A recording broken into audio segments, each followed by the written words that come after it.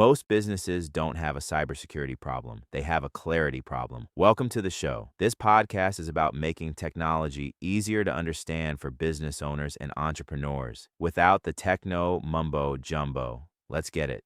All right, before we jump in, I want to take a quick minute to explain what you're about to hear. This episode is a little different. It's meant to give you some foundational context before we start actually talking about how to build a cybersecurity program using the CIS Critical Controls. What you're about to hear is a narrated breakdown that was created by pulling together curated content and organizing it into a clear, business owner-friendly overview. I wanted to share it with you as a starting point so we're all on the same page going into the next episode. You don't need to take notes. You don't need to do anything yet. Just listen and get familiar with how the controls are structured, why they exist, and how they're meant to help you think about priorities. In the next episode, we'll slow things down and start walking through what this actually looks like in practice, where to start, what matters first, and how to approach this without getting overwhelmed. All right, let's get into it. Welcome to the deep dive. If you are anyone responsible for keeping digital assets secure. Which is pretty much everyone these days. Exactly. It's practically everyone. You've probably felt that wave of panic, that moment where you look at all the cybersecurity tools, the endless vendors, the conflicting opinions, and you just think, where on earth do I even begin? The chaos is just, it's overwhelming. And that feeling of being overwhelmed, that's exactly why the source material we dug into today, the CIS Critical Controls, exists. They were really born out of that noise. They take what feels like an infinite number of problems and just distill them. They turn it into a practical, actionable, and prioritized starting point for building a solid program. It doesn't matter your size. So our mission today is a clear one then. This deep dive is meant to be a guide for thinking clearly about risk, about priorities. We want to show you how to structure your efforts. This is not some mythical technical checklist you're supposed to finish by next week. It's about building a structured, sustainable, and frankly, a defensible approach. And to really get the controls, just remember this. We're talking about a set of 18 cybersecurity best practices. They're developed by the Center for Internet Security, or CIS. Okay. But their real power, I think, lies in their foundation. This isn't theory. They're derived from analyzing real-world attack data, getting input from thousands of security people on the front lines, and from lessons learned from organizations that have had really serious breaches. So they literally tell you what defenses stop the most common attacks? That's it. That concept, prioritized based on attack data, that seems to be doing a lot of heavy lifting here. It's the whole game. Because if you only take away one idea today, it should probably be this. Effective cybersecurity is not about trying to do absolutely everything at once. No, that's just a path to burnout and failure. Right. It's fundamentally about doing the right things first. Right. Because those things are the ones that deliver the biggest drop in risk. And this brings us to a really critical distinction. The controls are a guide, not a demand. Not a requirement. Exactly. They are explicitly not a product you can buy, and they're not a compliance regulation by themselves. Their whole purpose is just to answer that simple, pragmatic question every leader asks. Which is? If we're going to invest our limited time, our limited money, our limited staff into security, which actions give us the biggest return on risk reduction? Where do we start? Okay, let's unpack that ROI.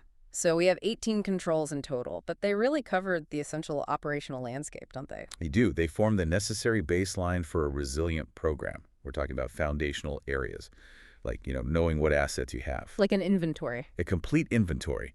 And then securing how those assets are configured, managing vulnerabilities, strict access control, logging, the fundamentals. And also incident response and data protection. All of it. The conceptual shift these controls promote seems like a most valuable part. It's not just about compliance, it's about operational awareness. You've hit it right there. They force you to change the internal conversation.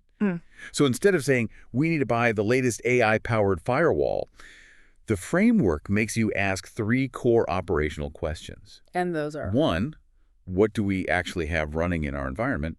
2, who precisely has administrative access to it? And 3, how do we know in real time when something goes wrong?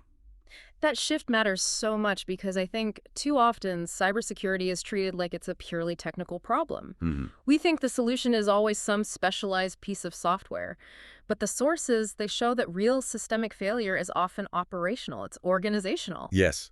Breaches happen not because of some super novel hacking method. It's because of systems running old software or unclear ownership of data, undocumented patching, or just a total lack of basic visibility. The controls bring that operational structure to systems that are often just running in pure chaos. When you look at the top attacks, phishing, credential theft, exploiting known vulnerabilities, the first set of CIS controls are designed specifically to shut those down. And the numbers are pretty staggering, right? They are. The estimate is that just implementing the first 5 or 6 controls alone can reduce your risk exposure to common attacks by over 85%. That's why we call it high leverage work. That is a huge return on effort. But if a small organization looks at 18 controls, even prioritized ones, that can still feel like a mountain to climb. How do they know where to start climbing today? That's where the structure of the implementation groups, or IGs, provides a crucial roadmap. They are, without a doubt, the most powerful feature for prioritization. And it's really important to clarify up front that these groups are not about your company size, right? It's not just small, medium, large. No, not at all. Yeah. It's based on your existing security maturity, the resources you have available, and your specific risk exposure. They define the path you should take. So the IGs let organizations scope their efforts properly. They make sure you're not trying to, implement enterprise-level security on a shoestring budget. Precisely. Let's walk through them sequentially, starting with the absolute foundation. Implementation Group 1, IG1. So paint a picture for us. What does IG1 look like on the ground? IG1 is all about basic cyber hygiene and visibility. This is the starting point for every organization. It assumes you have limited resources, and it focuses only on the controls that give you a huge risk reduction for, a manageable amount of effort. So this is where most small and medium-sized businesses should live. They should start here, yes. Think of it as patching the holes in your boat before you even think about painting it. Okay, give us some concrete examples from IG1. What are we actually doing? So the core of IG1 involves controls like CIS Control 6, access control management.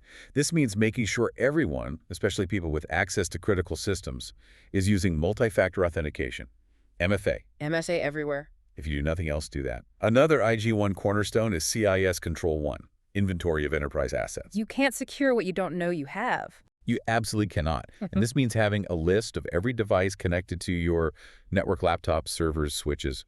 For a smaller company, this might literally start as a well-maintained spreadsheet. You don't need complex tools yet. The methodology here is just fascinating. The sequencing seems to be the real innovation. So IG1 is about visibility and basic control. Once that foundation is solid, what happens in IG2? Once you've mastered that, you move to Implementation Group 2. This is where you start adding consistency, monitoring, and more structural maturity. Okay. Organizations here are generally more reliant on tech. Maybe they're dealing with sensitive client data, and they usually have more dedicated IT staff. So you move from manually tracking assets to using automated tools for things like vulnerability scanning or automated patching. You start to segment your network to limit how far an attacker can move if they get in. And then finally, Implementation Group 3. This is the top tier for organizations facing the most complex threats. Precisely. IG3 is Advanced Security. This is for large organizations, those in highly regulated industries like finance or healthcare, or maybe companies with really sensitive intellectual property. They need dedicated security operation centers, threat hunting, deep data recovery processes, highly specialized staff. Now, here's where the source material gives a pretty strict warning. You cannot skip steps. No. The groups have to be approached sequentially. So why is trying to jump straight to advanced security like buying a fancy threat intelligence feed so dangerous if you haven't mastered IG1? It creates what we call security theater. It looks good, but it doesn't actually protect you. How so? Well, if you buy a sophisticated threat intelligence tool, but you don't have a complete inventory, at Control 1, right, and your systems aren't securely configured, Control 7, you're basically getting warnings about devices you didn't even know existed. Or vulnerabilities you can't patch because you don't know who owns the system. Exactly. You end up with these dangerous undocumented gaps and a totally false sense of security. IG1 makes sure your house is built on bedrock, not on sand. That makes perfect sense. The whole framework is designed to be practical. It helps organizations focus on actions that give them the biggest result, which is a huge benefit for teams with, finite bandwidth. So for the listener who is ready to start right now, what does that immediate, actionable first step actually look like? We have to keep saying it. The goal is progress, not perfection. The foundational starting point is really twofold: visibility and administrative control. Let's drill into visibility. Beyond that basic asset spreadsheet, what else should a leader be focusing on? You need to know exactly what software is running in your environment, specifically what's authorized and what's not. That's control two, inventory of software. Without this, you can't effectively patch or detect malicious programs. And the source material really hammers this point home. It does. It stresses that no security tool you buy can protect you effectively if you don't have this basic operational awareness of your assets. It can be boring work, but it's absolutely critical work. And then there's the administrative control piece, the keys to the kingdom. Absolutely. That ties directly into Control 4, secure configuration, and Control 5, account management. This means reviewing who has admin or root access. Yes. Why? Because privilege escalation is the second most common step in successful attacks. You have to enforce the principle of least privilege. That means employees only have the access they need to do their job and nothing more. And for those who do need that admin access, Make sure those accounts are separate from their normal day-to-day email and browsing accounts. This is just the definition of basic hygiene. so many organizations skip this because it feels like a lot of administrative burden. But looking at the sources again, it seems systems fail not because of bad code, but because of unclear ownership or undocumented processes. That's a key takeaway. If you're a small business owner, your incident response plan doesn't have to be some 50-page manual. It can be a 2-page document that clarifies who to call, what devices to isolate, and where your backups are. And that fulfills Control 17 incident response management. It does. What matters is making conscious, documented decisions before an emergency happens, rather than just operating by default and reacting in a total panic. It sounds like the framework also contextualizes scalability perfectly. A small organization doesn't need the same level of spending as a multinational corporation, but the core principles building over time, documenting decisions, incremental improvement, those are universal. That's the entire point. Success in cybersecurity isn't reaching some final perfect state. It's the commitment to that constant incremental process. You're demonstrating due diligence and you're actively managing risk, which is just a massive strategic advantage. Okay, let's tie this all back to you, the listener. If you leave this deep dive and decide to start making conscious decisions about your security posture, what is the best move to make intentional progress today? I would start by cross-referencing Control 1, Asset Inventory, with Control 6, Access Control. Oh. Dedicate this week to listing your 5 most critical business systems, the ones that, if they failed, would shut down your revenue stream. Then, document exactly who has administrative access to those 5 systems and make sure MFA is turned on for all of them. So what does this all mean? The CIS Critical Controls exist to take this overwhelming, infinite problem of security and just boil it down into 18 clear, data-driven priorities. Right. It allows business owners and tech leads to make decisions with confidence, to focus on operational understanding, visibility, and defined priorities, rather than blindly buying tools that won't solve the core problems. The core message for you, the learner, is that the framework scales with you. It validates that you don't need to, and really you shouldn't even try to solve everything today. You just need to start. You just need to commit to continuous incremental progress. Focus your energy on those high-leverage steps that are defined in Implementation Group 1. And as you move forward to the structure, let's leave you with one final thought to explore on your own. Given that poor configuration and undocumented ownership are responsible for the vast majority of critical system failures, consider this. If the goal is to make your operations resilient, what is the single most important operational document you need to create or update this week to clarify ownership and secure your critical systems? Start there. We'll catch you on the next deep dive.